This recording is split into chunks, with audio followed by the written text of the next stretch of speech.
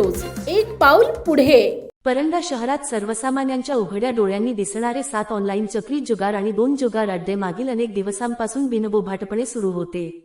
मात्र या सर्व प्रकाराबाबत स्थानिक परंडा पोलीस ठाणे पूर्णपणे अनभिज्ञ असल्याचे समोर आल्याने आश्चर्य व्यक्त होत आहे।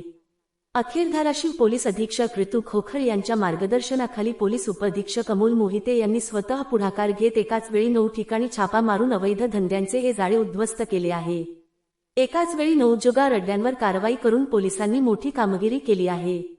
या कारवाईत ऑनलाईन चक्री जुगारासाठी वापरले जाणारे संगणक, रोख रक्कम, टेबल, कूलर आणि इतर साहित्य जप्त करण्यात आले आहे।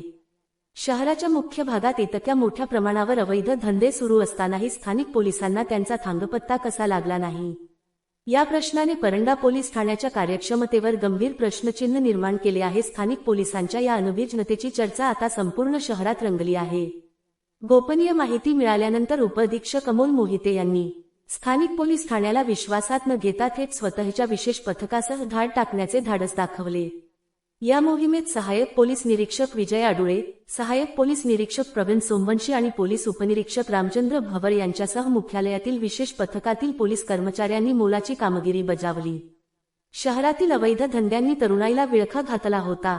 या जुगार अड्ड्यांमुळे अनेक संसार उद्ध्वस्त होण्याची भीती होती। अशा वेळी उपअधीक्षक अमोल मोहिते यांनी केलेल्या या धडाकेबाज कारवाईमुळे परंडा शहरातील नागरिक मोकळा श्वास घेत आहेत। नागरिकांकडून मोहिते यांच्या या सर्जिकल स्ट्राईकचे सर्व स्तरातून कौतुक होत आहे। दरम्यान गुन्हा दाखल करण्याची प्रक्रिया रात्री उशिरापर्यंत सुरू असल्याने या प्रकरणातील धागेदोरे तपासांती स्पष्ट होणार आहेत। जनहितार्थ न्यूज, एक पाऊल पुढे। मुख्य संपादक धनंजय गोफणे।